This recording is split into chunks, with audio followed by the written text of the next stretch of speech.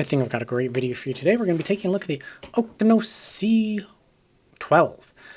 C12. Seems like a value fan. Let's get into a little bit of the specifications and the data about it. And as a special note about this video, if you are looking for a TLDR, just jump right to the end. It has a little recap on it. It'll be in the timestamps in it. Otherwise, I do hope that you'll join me looking over the complete specifications and data for this fan. The C12 comes in either a 15-pack, or not a 15-pack, a 3-pack for $15, or one fan for $7.60.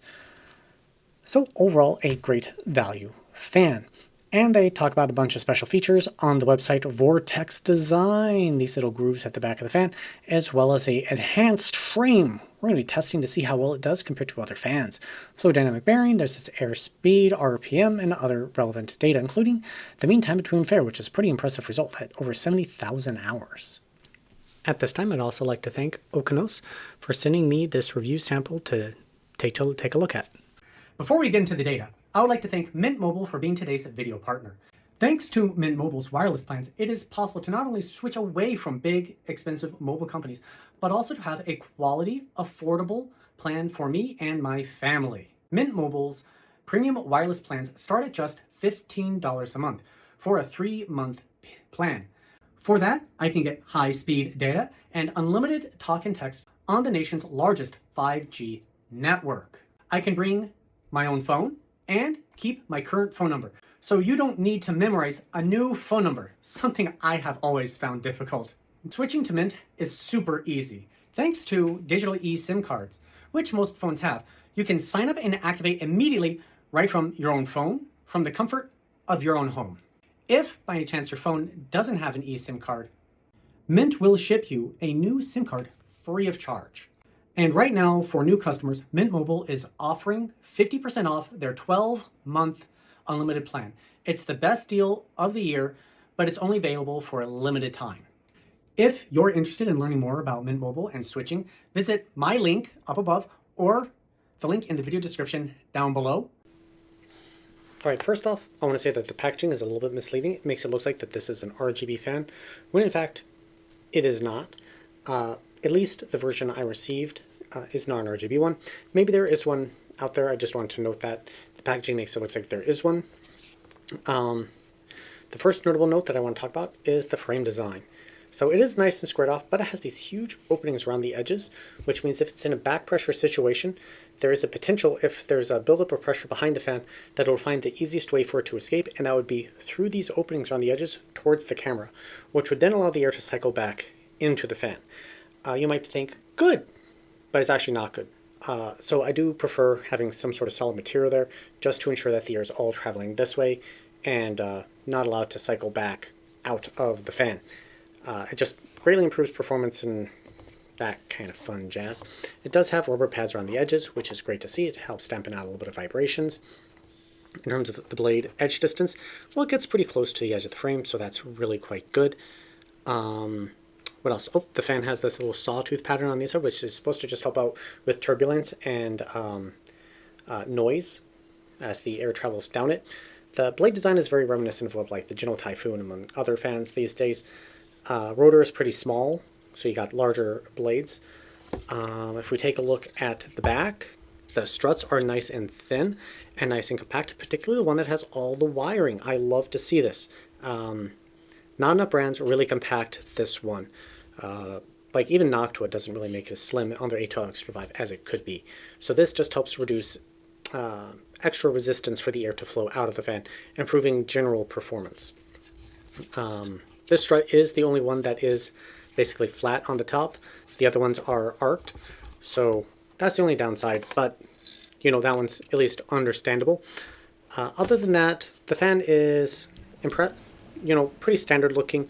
I would just make the improvements with regard to this, and this fan would be spot on in high pressure scenarios. Now, mid and low pressure scenarios, so case fan, exhaust fan, even in an air cooler, should do just fine. It would be ultra high dense radiators that you might potentially see a problem. The first test we have is the case simulation test, taken at 4 key measurement locations representative of different computer case scenarios and sizes. The first is the 6 mark, which represents putting fans in the bottom of your computer case and blowing them up towards your GPU, or ultra-compact towers, assuming an air cooler front-to-back airflow design. That's what all of these measurement locations do indicate, basically one 120mm class fan. Then we have the 9-inch mark. This would be a compact tower. Think something that can hold a standard ATX motherboard, but not a lot of extra room around that. Then we have the 11-inch mark, 320mm class fans, standard mid-tower case in that design, or that size. And then the 14.5-inch mark, which is like 340mm class fans, truly large towers like the Vortex Design Torrent. Now we need something to compare against, which is my control fan, based 3 parts A12X5 to 1 part A14, blending them together to create a 130mm class fan. And the C12 doesn't do very well. It drops off way too fast. We're going to have to pay special attention for how it does in value, but in raw performance numbers, it's looking a little bit lacking. At 100% PWM fan signaling, well, it does okay at the 6 and at the 9-inch marks, but by bigger towers, it's dropped off a little bit too much. But there could be a good value proposition looking at this later on in the video. How about comparing it against other fans? Well, unfortunately, it's among the worst.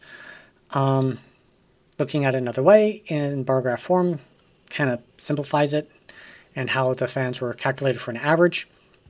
It's just ranking pretty lowly. At the 7.5 decibel mark, noise normalized, it's still ranking towards the bottom. Most of the other fans do push more air than this one. And looking again at the bar graph form, we're going to just keep it moving. At 100% PWM fan ceiling, it's finally catching up a little bit.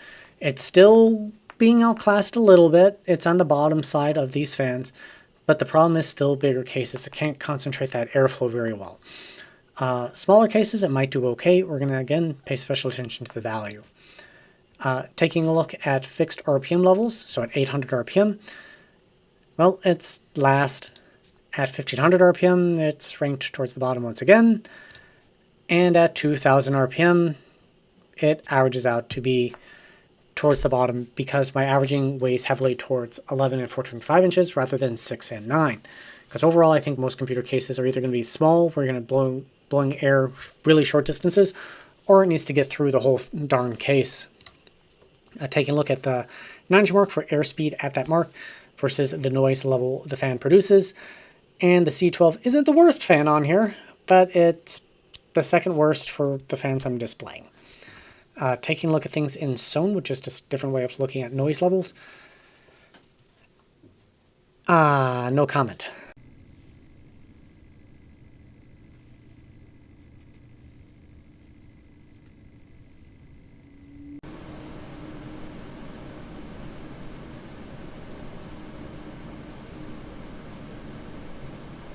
Okay, now we're looking at performance with CPU or cooler. This cooler is a Noctua U12A. And the first graph here on the left side, we have airspeed versus RPM. This is a blade efficiency. And the C12 performs right in line with the control fan. Once we take a look at the right graph, though, things are going to change. We got noise level versus that airspeed. And the C12 is just a little bit on the noisy side for what kind of airflow it can produce. Validating results for my radiator. This is not results saying that intercooler and a radiator are going to have the same thermal performance. This is simply saying that they have the same resistance to the airflow going through it. And they line up basically spot on perfectly. So they've got the same level of resistance. It's validating results. Taking a look at noise normalized results, going through the Noctua U12A at both the 10 decibel mark and 17.5 decibel mark. And the C12 is among the worst fans on this graph, once again. At the 800 RPM mark, it's towards the bottom again. At 1,500 RPM, fixed RPM, it's in the middle, so it's doing okay, but the problem is noise levels. If you look at other fans around it, it's on the noisy side. So that's why it's positioned in the middle, not because of the amount of airflow it can actually produce. So that would be some future work needed on future revisions of this fan or fans. At 2,000 RPM, well, there's fewer fans to choose from. There's just fewer fans that reach this level of RPM, but it does better here. As noise levels are higher, it kind of lines up more closely with other fans. Mind it is still a bit on the noisy side for the amount of airflow it produces, but it's ranking overall in okay position. At 100% PWM fan signal, it started to drop back a little bit. It just doesn't have the same maximum airflow that other fans can produce. But when we take a look at other 2000 RPM fans, it's doing okay. It's right in line with where you expect it to be. Noise level is a little bit on the high side, but it's not as crazy as some of the other fans, like the fan right below it is significantly higher than it. Brand new data is performance through my Arctic Liquid Freezer 2 air cooler, or is it 3? It's Liquid Freezer 3. That is a type O, AIO, 11700K, and a 150 watt thermal load applied to it. And I apparently have an error for how things are lining up on this graph for one or two of these fans at the bottom. But the C12 is where it should be, and I'm not particularly happy with the way this graph is turning out. Unfortunately, I can't rev it for this, I guess, current testing method, which is like 2.5 or whatever version it is. So it's going to just have to sit around and wait till I reach version 3 of my testing methodology. Hopefully I reach it, where I would have a dedicated cooler specific for this and maybe specialized mounting hardware for it, or maybe I just split out 120s and 140s completely for cooling. I want to keep, I'd like to keep them in the same cooler, but I might need to separate them in the future. Right now, I'll have a test or a explanation on my channel for the test methodology. Now we have a noise level versus airspeed through the cooler, and you'll notice these joggles. I didn't talk about it earlier. These are where the fan hits harmonic frequencies. So it means the fan is particularly noisy at that, and then it jumps back. There's something about the bearing, something about the fan design, a lot just causes reverberation, noise in it, and it's very unpleasant to listen to. If Okinos can figure out how to get rid of these harmonics, the fan would do quite a bit better.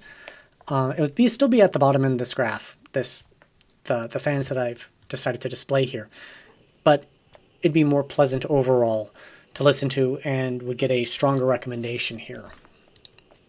Taking a look at the same thing, but this time in Sone. Sone just has a way of compacting lower noise levels while stretching out louder noise levels.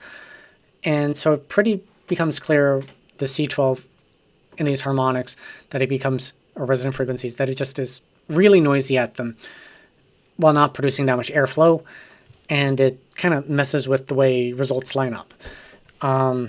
If they could smooth them out, it would still be at the bottom, but as a value fan, it would be more easily justified. Now we're looking at performance through in my CFM test.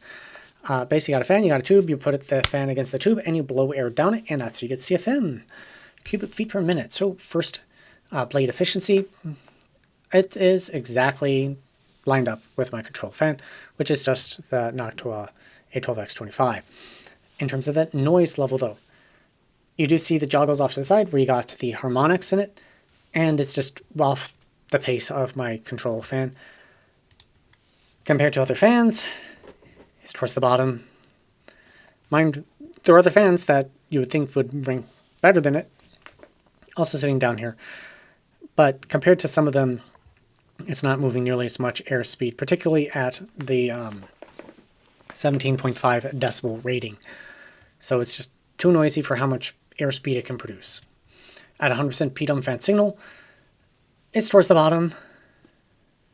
So compared to other fans that spin around 2000 RPM, it is moving the right amount of air, and even its noise level is kind of in line with the other ones. But to reach that upper echelon of fan, it needs to have a reduced noise level for the amount of airflow it can produce. CFM versus noise rating. We already know the results. It's towards the bottom. I'm going to just jump past this one. All right, that brings us to a value proposition. This is rated at about $7.60. That's how I'm going to classify it. Depending on what package you get, or if you get it on sale, it could be significantly less. But this is just kind of where I'm putting it for the sake of this value proposition. Value proposition is not performance. It is performance per dollar. So a fan that is cheap enough, even if it performs like crap, will still rank really well in these graphs. While a fan that is really expensive, that has very good airflow, but not infinite airflow, I don't know how to describe it, just beyond imagination, superfluous, is still going to rank really badly on it because it's too expensive. So you have to take it with a grain of salt. Value is here for those of you who are on a budget and trying to look for the best bang for your buck. Just understand there are caveats that go along with it. So for 6-inch mark, the C12 is kind of middle of the pack, so it's okay. For bigger cases, it's not good. CFM testing, well, at 100%, it is really close to the top in terms of value, so it's really pretty good. At noise normalized levels, it's okay. Upper okay, pretty good. And through the CPU air cooler, it is towards the upper end of the graph, so it's doing really well in terms of its value. It's not the peak, the best, but it's pretty okay, pretty good. And that brings us to the kind of the conclusion for a synopsis of how I feel it ranked, and it does. So for low wattage CPUs, if you're doing like a scrapyards wars and you got a random cooler and you just need to slap a fan up to it and you're on a budget, it's okay. It would do the job okay, not too crazy noisy, but there are better options out there. Its ranking and its value is average.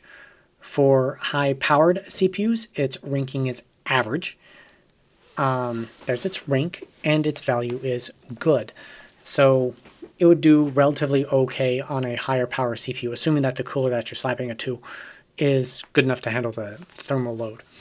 For computer cases, for small and compact ones, it is not a good choice. There's its ranking, its value is average. For large and mid-sized computer cases, it's not very good, and its value is meh, which is another way of saying that it's not very good. And that brings us to the very end of the video. This is the raw data. It does belong to me in this channel. If you want to put it into your own tables, you're more than welcome to do so. Just don't make other videos. If you like what I'm doing with this channel, please think about becoming a YouTube member or a Patreon subscriber. That money does go a long way in helping support this channel, buying fans, test equipment, upgrades, getting me to that next level of testing where I talk about limitations of what I'm able to test right now and how I'm not super happy with all the tests that I can currently do and that I want to shift to do it a different way, to do it better. Just can't get there without money, unfortunately. Another way to just show support is subscribing to the channel, free. You know, that does go a long way in just helping this channel gain traction and visibility. And if you like the video, please throw me a like. I really appreciate it. Anyways, thank you very much for joining me here on Computer Tech and More. I hope you have a great day, and I'll see you next time.